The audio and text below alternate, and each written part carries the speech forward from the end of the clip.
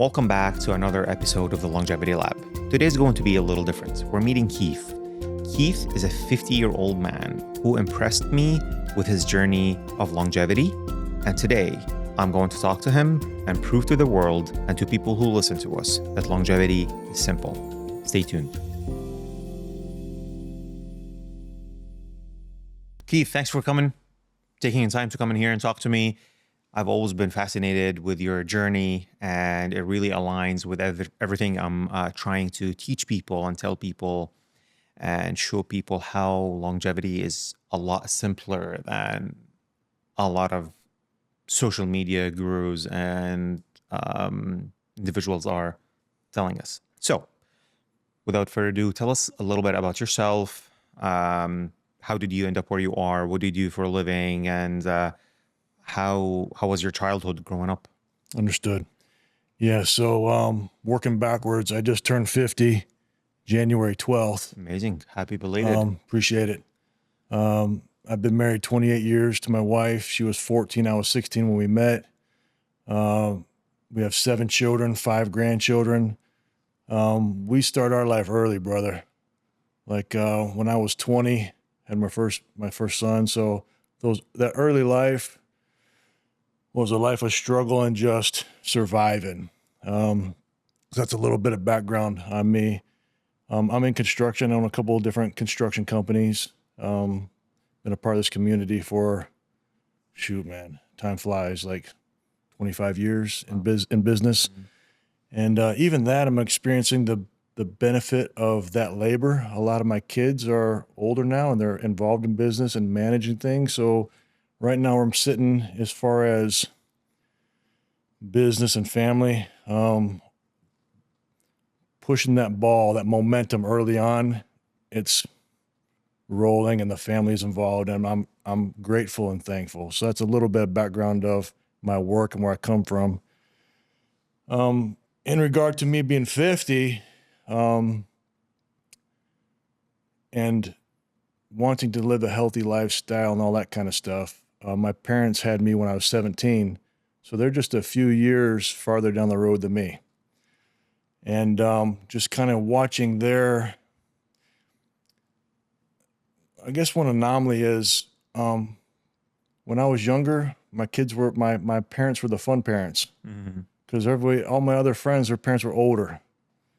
My dad was doing everything with me. Everybody wanted to be at my house, hang out with us, because my dad was fun and did stuff with us. But then I noticed that there was a time where my dad started slowing down, my mom started slowing down, and I'm not too far behind them. So I just kind of just was watching, and what can I do to avoid some of those pitfalls or some of those things. Mm-hmm. So that's what got me started on my journey of trying to live a healthy lifestyle and extend it for my children, my grandchildren. Listen, I want to be the strongest grandpa in the room, brother. There you go. I want to be the strongest one. I want to be the fastest one. I want to be all that stuff. I want my grandkids to say, that's my papa right there. Yeah. So in a nutshell, that's a little background. Yeah. That's awesome. Yeah. This is very fascinating. I'm really a big fan of big families, and it's not just the social aspect of it. You have a big family and always a full house and all. The amount of data that's coming out and the amount of science that's coming out to link the social connections with the risk of dementia and the risk of cognitive impairment is just outstanding. So I want to touch base on that area, because there is something to having a lot of people around you and always having your mind connected and having these social connections and having this social networking. And it comes down to, I think, in my opinion, to a sense of purpose. So, your kids, you said you had your first kid when you were 20, and I think you told me you have a couple of grandkids, right? Five and one on the way. Yeah. Amazing. Wow. That's great. So having said all that, how do you compare your social connections and your social networking, having your big family, compared to previously the generation before your parents and grandparents?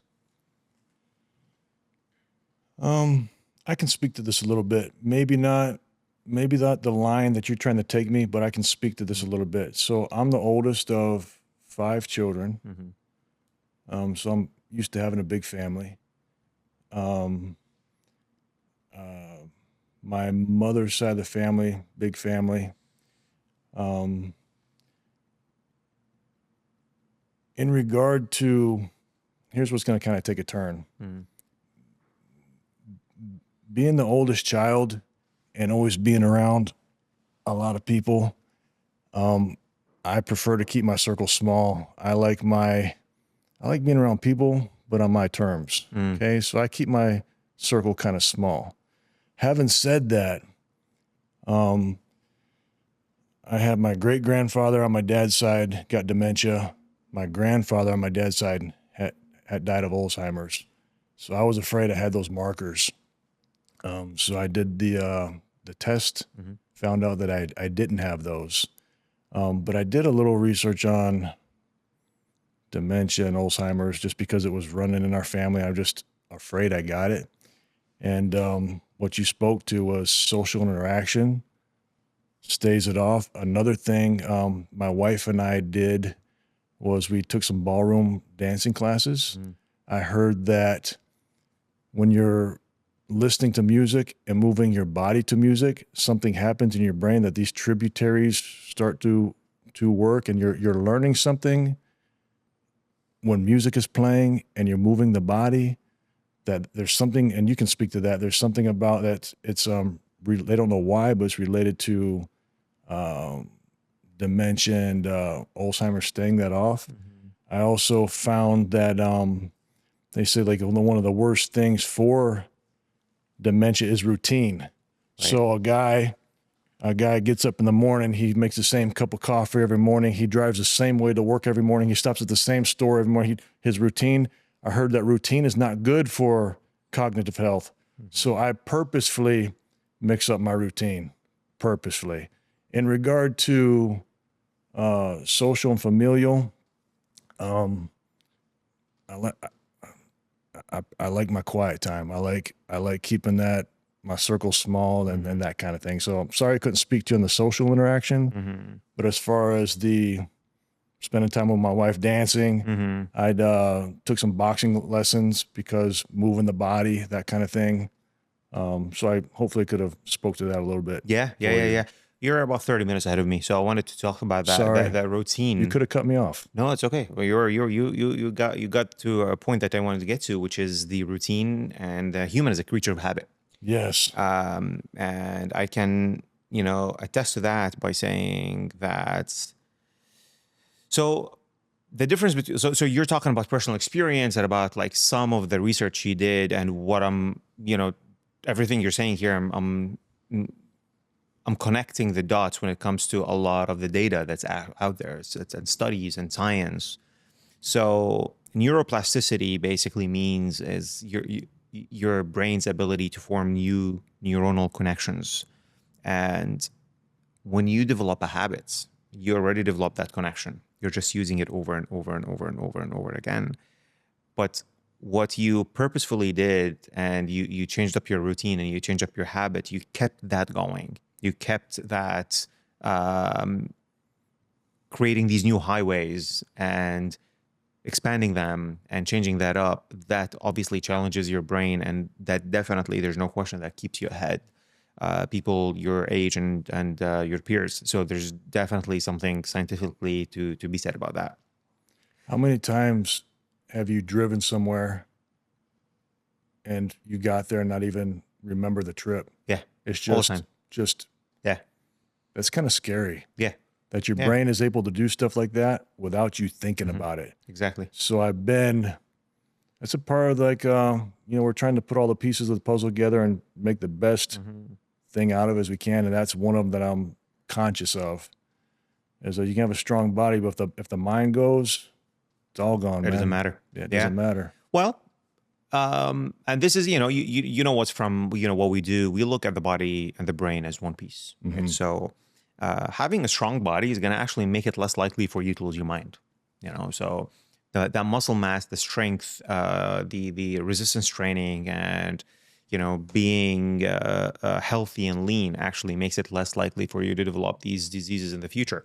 You also mentioned something very important I want to touch base on too, which is how your grandparents had the Alzheimer's and the dementia, and you tested yourself for the gene, and the gene was negative, which really proves something that I always reiterate and say and tell people is having a gene for a disease, number one, does not doom you. That does not mean that you're going to have the disease.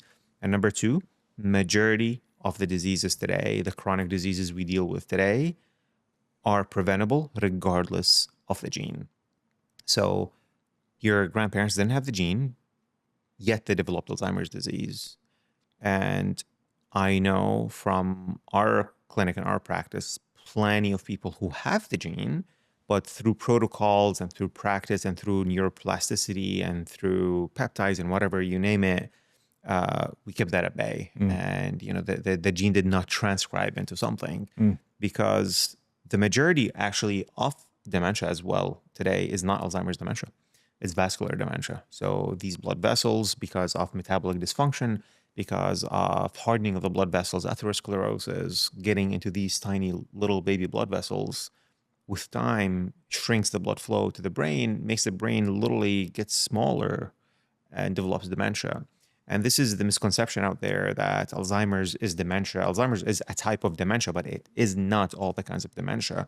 So your lifestyle, your choices, the hazards you're exposed to, the environment, the food, the exercise, the sleep, the stress, determines a lot more than what your gene can, with a few exceptions. Obviously, there are genes that are, very unfortunate, but very few of them.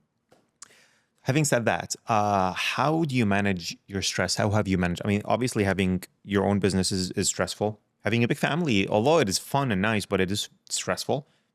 Providing for seven Sure. kids and wife, and building that empire and the business you're having. That is a lot of stress, but it's not the stress, it's managing the stress. So tell us about that. All business starts out with you getting it going off the ground. It's all on you. But then you get a certain point where you build your team and now you're working on your business. So you're not the one swinging the hammer anymore, but you're managing. And so I'm in construction. I've always been active. I always got my stress out on the job site. Laying plywood, just manual labor. At 20 years old, I ate it up. I loved it. I loved seeing production go. But then when I made that mental transition to say, hey, listen, I can either do this the rest of my life, or I can build a business. And I chose to build a business. Now I am in an environment that I don't like. I don't like sitting behind a desk. I don't like managing. I like working. But if I want to grow the business, this is the role I have to take. So that's when I made a conscious decision to, okay, I can't, it doesn't make sense for me to go out there and swing a hammer now. It's not the best use of my time, even though I want to do that. Where I live, we live on 10 acres. I have a barn behind my house. I work from home. And I have another barn to the side. That's my gym. And I've been building that gym over the past 10 years. I got everything I want in there. And so that's my stress. I get up early in the morning. I drink a big thing of water, lukewarm water with some salts and some electrolytes in it, down that. I stand outside and watch the sun come up while I'm doing my stretches, watching the sun come up, breathing, just praying, just preparing myself for the day by myself, phone off, everybody. So it's just that quiet time. Come in, make myself some breakfast, have some coffee, get my day going, start answering some emails. About 2, 3 o'clock in the afternoon, like my workload is dying out. I go over to the gym, my gym by myself, work out for an hour, get my stress out. Now it's family time. So the nice thing about working from home is you're working from home. The bad thing about working from home is you're working from home. And if you don't learn how to manage that stress rolls into family life. If you're having a hard day at work, maybe people or jobs or whatever, and you don't learn how to shut that off, it carries over to family time. Now it's you're not nice to be around your kids. And that was a transition. That was a learning curve, learning how to navigate through that. So that's how I manage stress. Another thing, I have a infrared sauna, outdoor sauna on my back porch with the red light. I love getting in there. I heard that was good for staying off dementia, good for vascular health. My wife and I sit in there and we spend time together in there. I have a cold plunge on my back porch that I do that. So I feel like, as far as for me, I have a pretty good routine. And again, we just said routine's bad for dementia, but I have a pretty good routine for Wellness. for being healthy and wellness. Yeah. But that didn't happen overnight. Like I said, my gym took 8-9 years to get it where I wanted it. It was, piece by piece, aligning myself, seeing people that are further down the road than me that I want to be like, and just, hey, what do you do? And just kind of gleaning those things, because if you take on too much too soon, it's not sustainable. So I always say, hey, people ask me, hey, what do you do? I said, you know what, depending on your age or what you want to do, you can't go wrong by going for a walk. First time I went by your place, I was a few minutes early. What were you doing? You're walking around. You're walking around that parking lot, drinking your coffee, getting some sunlight. So you can't go wrong with that kind of stuff. Just bite off a little bit. You feel good. Mind is relaxed, and absolutely. So, switching gears a little bit here. So, I remember the first time we spoke on the phone. I didn't even meet you at that point, and you told me you found me on ChatGPT. There you go. Sir. That was actually enlightening. So that told me something, that you're going down that path of longevity. How can I get healthy? How can I preserve myself? How can I be around for my family? What are the challenges you faced going that path before you found us? Listen, it's like anything else you want to do. Okay, so New Year's rolls around. We just finished New Year's. New Year's rolls around, everybody wants to be healthy. Where do you start? You do a Google search, you do something. You can get lost in all that. Everybody's got, hey, this is what you need to buy. You need to buy this equipment. You need to do this routine. That's why I said, just keep it simple and start somewhere, but find somebody that, man, I want to be like that. What have you been doing? In regard to the longevity thing, because that was the next step for me. That was the next step. I felt like I had the components that I could manage. I felt like I had those under control.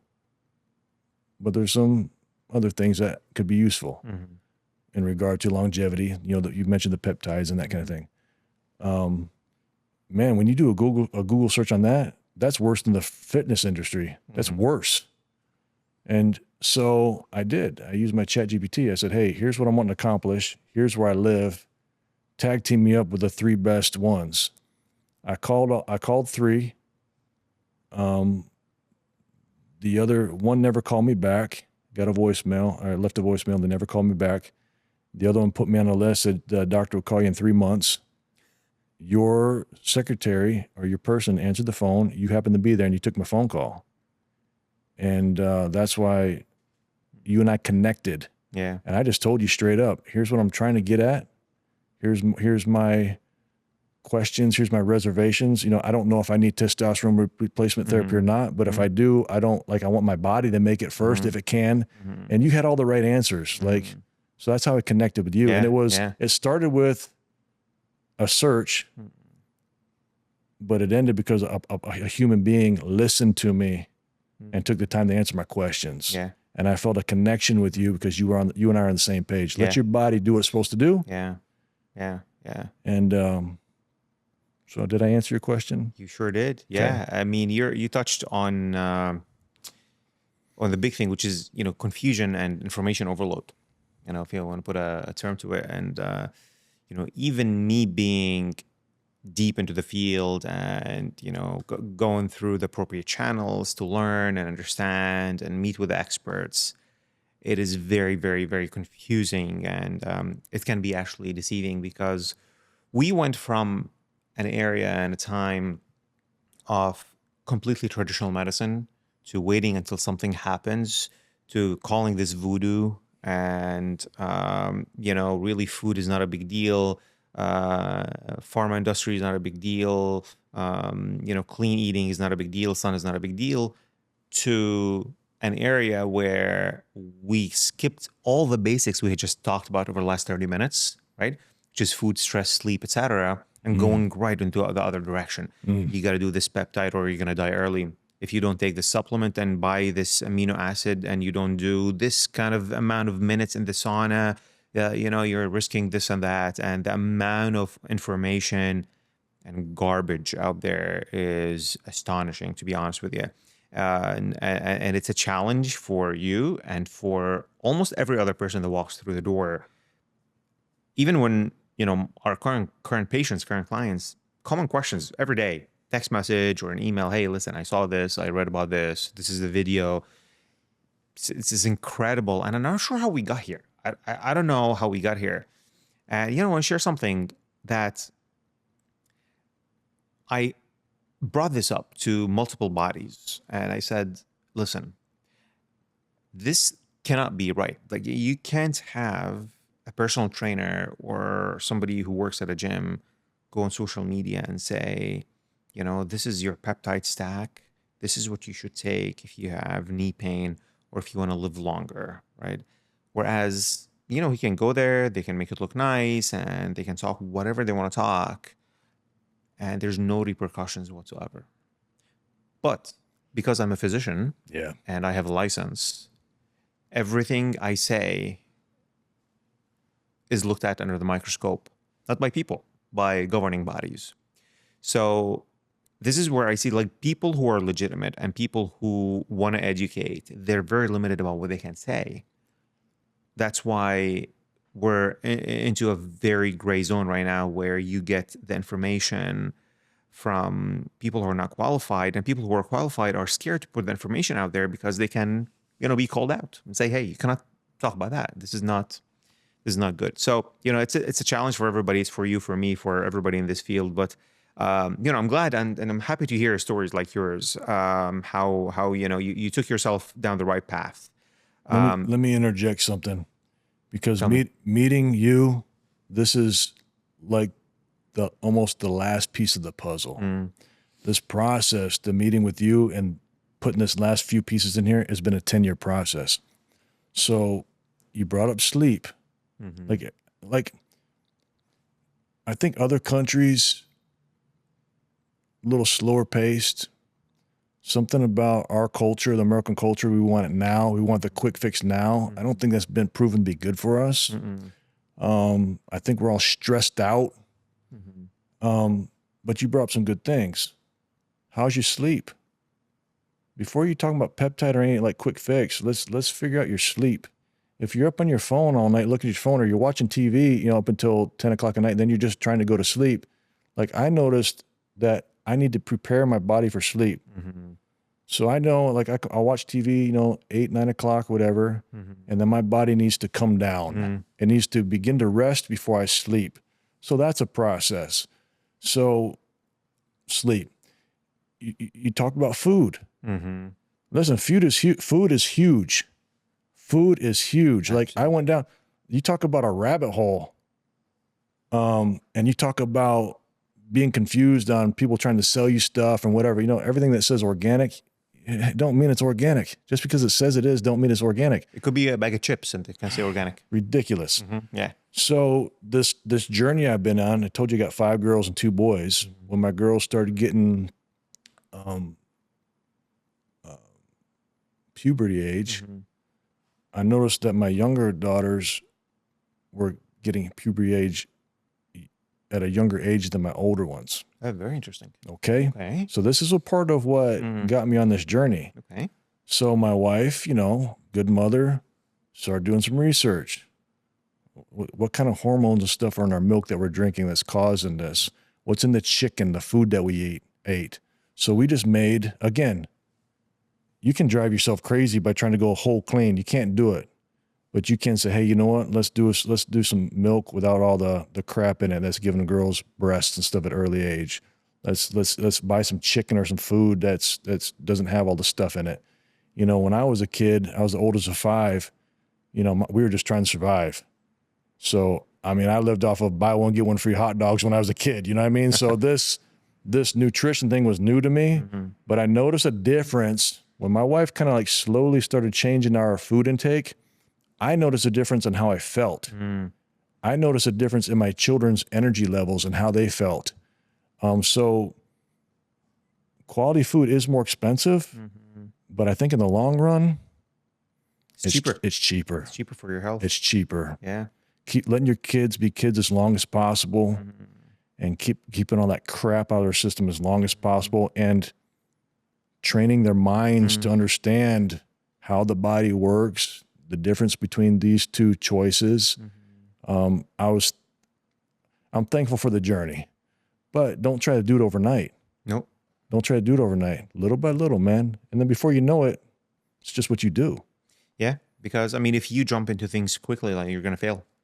When you try to add like 10 changes a day, you're going to fail. Right. Again, you know, these connections Right. are not going to form that quickly, Right. in your brain. So you said you live off 10 acres. Yes, sir. Do you, what's the percentage of your food or daily intake comes out of your land? Do you have animals, first of all?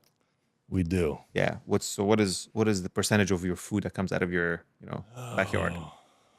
Okay, so we have 10 acres where we live, and then I have a 100-acre ranch about 40 minutes from where we live. Oh, wow. Okay. And you just talk about, you feel your stress coming down when you go out at night and you actually see the stars. There's no light pollution. Let my kids and grandkids run and play and just enjoy, just be. But we got chickens. So we will, from time to time, we'll buy some meat chickens and raise them, and then we'll process them in a day. I've done that, and we fill the freezer full, so we know what we're getting. It's fun. It's work, but it's fun. We have chickens. I think my wife's got, listen, man, I built her this chicken coop. It's a nice chicken coop, brother. But anyway, I think she got about 60 chickens. Oh, nice. So we have plenty of eggs. My daughter sells them. I have 6 eggs every morning for breakfast. Okay. So between the chickens, we have some cows and stuff. But those are just to look at, and they're just for fun. We used to have goats, but never really ate them or the milk or all that. But I did.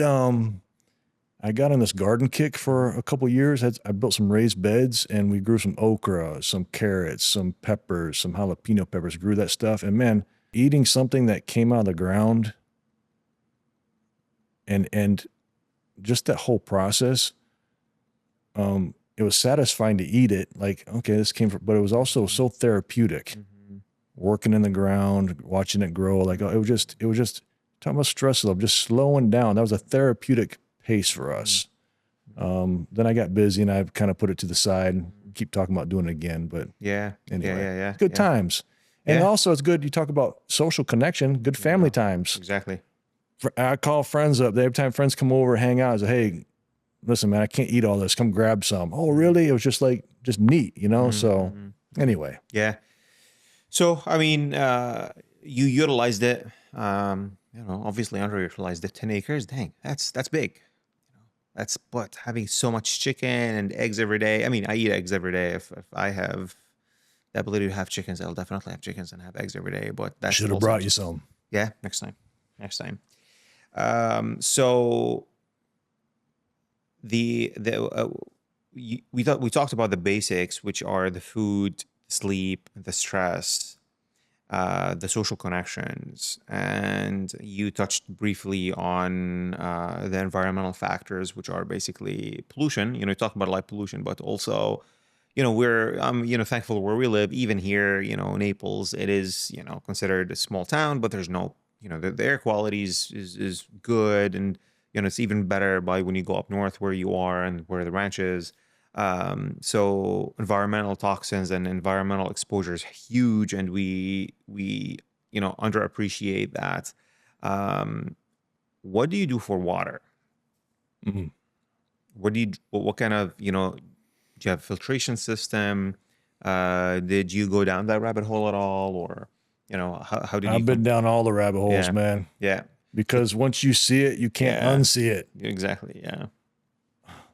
What do you do for water? Once you see it, you can't unsee it. A well water, I'm sure. We do. We have well water. Yeah. Yeah. We have a Berkey that sits on the counter Mm-hmm. with the charcoal filter in Mm-hmm. it. So that's what we do for Mm-hmm. our water.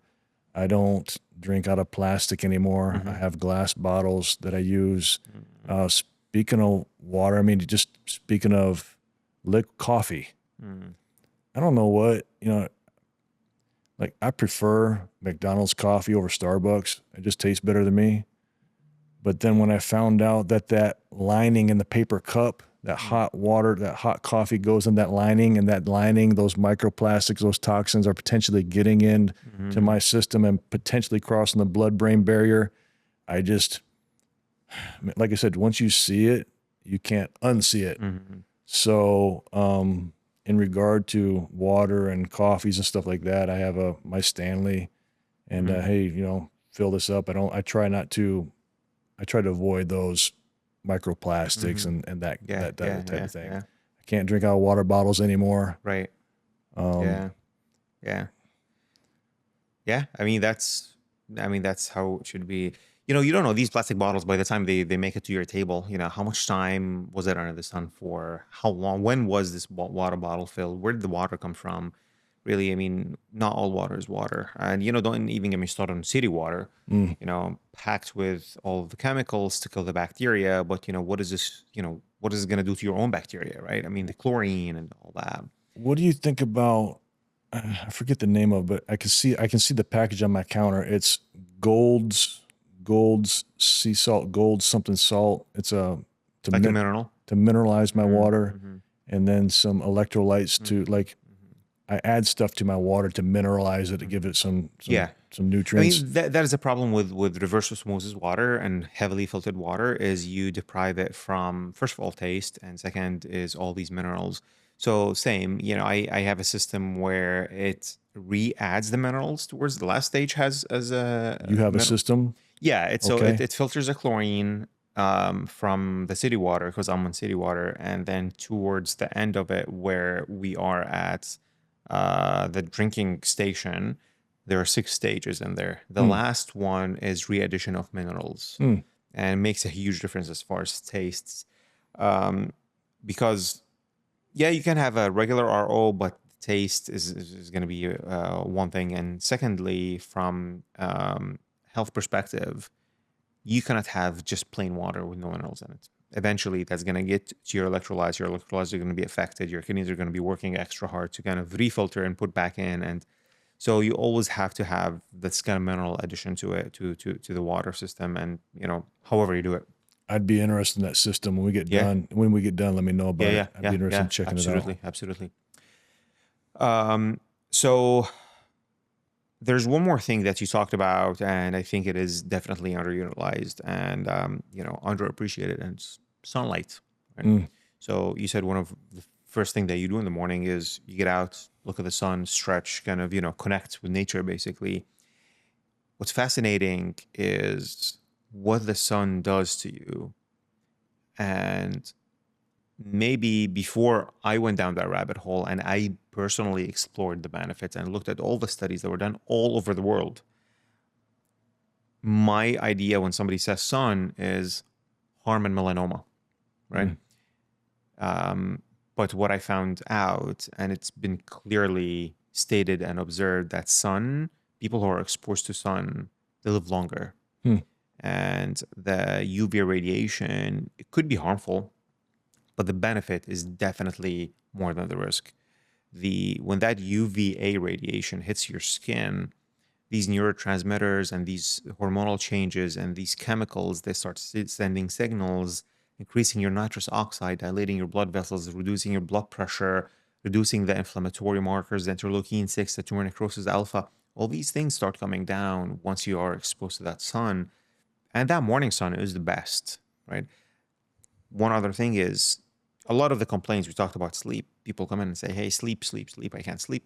Perfect. We got to fix it. One night of poor sleep is going to give you insulin resistance the next day. It's that bad. mm, So I tell people first thing, fixing your sleep starts in the morning, does not start at night. mm. So that sun exposure in the morning you mentioned is key. It's huge, and avoiding of sun is the biggest mistake. It's one of the crimes that, I hear all the time: avoid the sun, avoid the sun, avoid the sun. So that is such a huge thing. And I want to really dabble into the microplastics. Fun fact: it's not that much fun, but they did autopsies on people who died of strokes, Mm. and they dissected their carotid arteries. For those people who had atherosclerosis and plaque built up in their carotids, they found microplastics. They found plastic within their blood vessels. How scary is that? It's ridiculous. Yeah. But we can speak to this for a while because I listen just like you do, and you can speak to it better than me. But I heard that all living organisms have microplastics. I heard that they did tests on a baby's first poop, like when it's born. Mhm. That what's it called, the chromium, The colostrum. the first. Oh no, that's the bit. You're gonna have to delete that. I don't know. But the baby's first, The first poop. Yep. the Yeah, first yeah, poop Yeah. Yeah. has microplastics in it, Mhm. plastics in it. So babies in the womb are getting microplastics from From the their mom. mother. Is that true? Yeah. Absolutely. That's true. Yeah. Absolutely. Because So, whatever the mother eats is gonna go to the baby.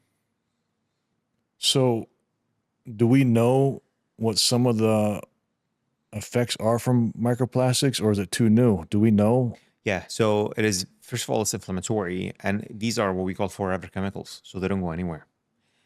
The Can you detox them through sauna? Any of it? It's very hard. So they're microplastics, but they're big enough, right? So your best bet is to avoid further exposure. What is challenging in that field yet is there's not a reliable test commercially available. It is available for research purposes, but there's not a test that you can come and tell me, hey, listen, I want to check my microplastics. It's very hard to check for. You could have the same person check today and check tomorrow. You're going to have two different levels, and you cannot really correlate the reliability of that. So that is the biggest challenge with microplastics. There are a few companies that are working on developing microplastic testing, and can't wait for that to come out, because that will be one of my first things to test for and show. I'm sure we'll be able to develop a way to kind of filter out microplastic. There is a way, and just stand corrected. There is a way, but it's not detoxing. It's literally filtration. So we call it plasmapheresis. There are a few clinics in South Florida that do it, not here in Naples, but what they do is do you know how dialysis works? Yeah. Very similar. So they hook you up to a machine, and they get your blood out, filter through a filtration system, and push back the blood inside. We use it for multiple medical purposes. Some people who have excess number of white cells. We use it for certain lipid disorders. People who have severe lipid buildup, high triglycerides that you really cannot control with medications. We're talking about thousands.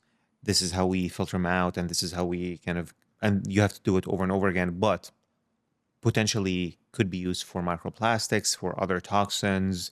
A lot of people who received the COVID vaccine, they developed the same reaction as the people who had the disease, and they had a lot of the toxicity when it comes to the spike proteins, and plasmapheresis was very helpful in that area. It filtered it out. They would actually filter it out, and you would see when you look at the filter, and you can see all the junk that wasn't there. So I mean, that is one example how toxins. And I want to point out something. We always, doctors in general, they have a God complex in general, and they think they know it all. And I want to make it very clear that we know nothing compared to what's out there. We know absolutely nothing. We think we know physiology. We think we know everything. We don't know the tip of the iceberg. We know a lot less than that. But that's a good starting point. Absolutely. Listen, that's a good Absolutely. starting point. When you come to the conclusion that I know very little, and at 50 years old, I came to the determination that I know very little, man. That's a good place to start. Yeah.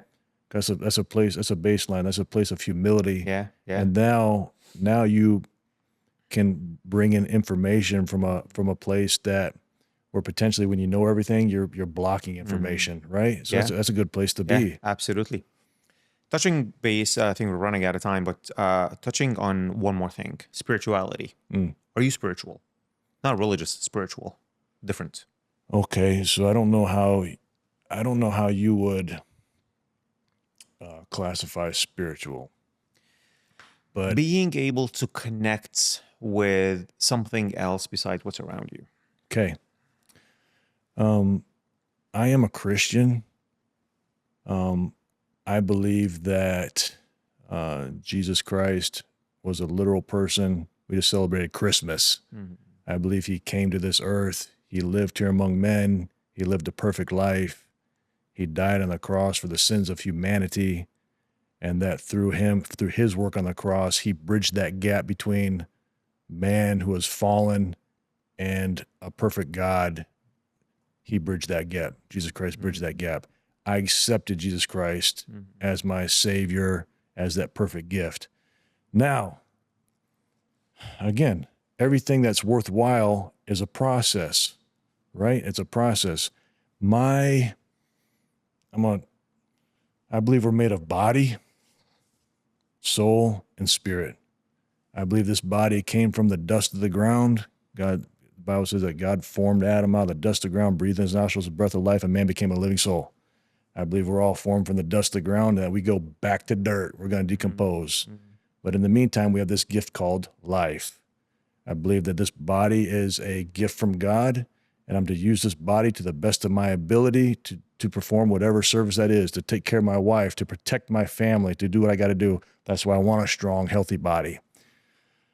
As I went on that journey to be physically strong, I made a connection to the spirit and the soul. The three came together for me, almost like an epiphany. They came together, and I noticed that as I strove physically, as I put this body under physical load and pushed through, when I was 40, I ran 100 miles, had my wife drop me off in Sarasota, and I ran to Naples. Wow. Just want to see if I could do it. Yeah. And when you're saying to yourself, why am I doing this? It's like there's this rope in my brain, and I'm wanting to quit, physically quit, because it's not fun. There's nobody watching me. It's just me and my thoughts. The farther I got, the more it hurt. It was like someone's pouring grease down this rope, and I'm trying to stay in the fight. So everything that I was clinging to got stripped away. The only thing left was my faith and my family. The only things that matter in my life after it's all stripped away, hey, faith and family. As long as I have these two things, I'm good. But it took that physical exertion to wake up the spiritual. Does that make sense? Absolutely. Absolutely. So if you are not spiritual, you would not be able to do extreme things like that. It's going to be very hard. So, you know what? I asked that for a purpose because it's actually, there's a gene called the God gene, right? It's nicknamed the God gene. And there are people who are just incapable of becoming spiritual. And people who have that gene are blessed because they're able to do exactly what you have described. Being able to connect, to realize that there's more than the flesh, and that there's more purpose, and there's something behind the scene, and that opens up the gate of the power of the mind. We really, really, really underestimate the power of our mind, what our minds can do. There is a book called You Are the Placebo. And have you heard the word, I'm sure you heard the word placebo, but placebo is a big thing we use when we conduct studies, randomized control studies. So you get two groups of people. One people, you give them a sugar pill, and one group, you give them the real medicine, and you compare the outcomes. And there is one study about an antidepressant that the people who received the placebo, they actually fared better and their depression improved compared to people who received the actual drug, the medication. These people believe that they're going to get better, and they believe they're getting an antidepressant. So their mind convinced them that we are getting better. We are getting a treatment for the depression, and they felt better. Why? We don't know. but there's more power. Again, back to my point, there's so much we don't know what our minds can do and how can it influence our health. And the connection between the mind and the body is a lot stronger than any of us can realize. One of the epiphanies I had was, if this body, which to me seems to be the easy part, if this body becomes gluttonous, if this body doesn't know, like if I can't stop putting chips in this body's mouth, then what about the other two parts that I can't see? What do they look like? You follow me? This is the easy part. So once I got this dialed in, the other two, I began to get those dialed in, making sure that I'm strong on all three fronts. Because, I mean, at the end of the day, as men, we got people dependent on us. Absolutely. I got kids, grandkids, family. I need to be there for them, not just physically, but when they are going through a time of, what happens when you get a phone call and the doctor says, oh, you got the C word?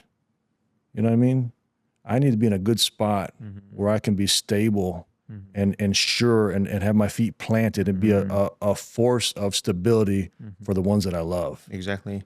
And that's what all comes down to. Wisdom and knowledge and strength. And yeah, I mean, for you to be able to help others, you have to be really capable of that. First of all, you have to be knowledgeable. You have to take care of yourself. So to finish this off, what would you tell your 20-year-old self? If something you would change that would, knowing what you know today about health and longevity and that journey you took, what would you do differently when you were 20 years old? To be honest, I wouldn't change a thing. And I can say that because I've been rehearsing this the last couple of months because I'm turning 50. And I'm thinking, how did I get here? Like, I felt like it just came up quick, man. Like, how did I get here? I think that there's that youthful strength, there's that ambition, there's that part where, hey, nothing's going to stop me, that is in us in our early age, 20s. Listen, if you're in your 20s, listen, get after it, because time is on your side. You can fail exponentially. You can keep failing because you have time. At my age, I need to consider things a little more. I can't be starting over. So I need to be slower. In this stage of my life, I feel a sense of gratitude. I feel like I've accomplished the things that I want to accomplish. I am intentionally a little bit slower. And instead of looking to the future, looking at that next business I want to start, looking at that next thing I want to do, I'm learning to be grounded where I'm at, making sure that while we're here, I'm here, that my mind's not down the road. Because in my early age, my mind, okay, we're talking real, right? We're talking real. I have very few memories of my kids and stuff at birthday parties in my 20s and 30s, because even though I'm physically there, my mind was somewhere else. A responsibility that I have, a job that I have to finish. So I guess I would tell my 20-year-old self, hey, the work will get done, be more present. But I don't know if I would be where I'm at now if I knew that then. You follow me? True. I don't know. True. But I'm loving it now, and I'm present now. Yeah. What would you tell 20-year-old people today? One advice that they can take away and, apply it. The way I've been built is, if you have a dream, get after it. Get after it. Don't be afraid. Don't try to have everything figured out.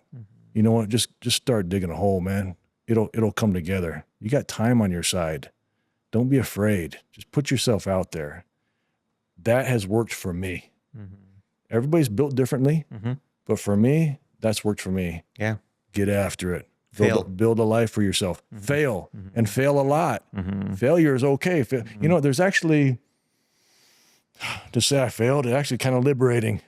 At least you tried, and you know not what to do. So do something different. Yeah. Yeah. This life is a beautiful thing, man. Yeah, Don't live life bubble taped up. Absolutely. Get out there and do it. Absolutely. Get out there and do it. Yeah. Amazing. Love Before we go, I brought you a gift. Thank you. This is Still Strong. This is one of my latest things I started. It's a brand called Still Strong. Thank you. Thank you. I think it goes along with what you're trying to do. Yeah. So July 27th, my wife and I celebrate our 28-year anniversary. Amazing.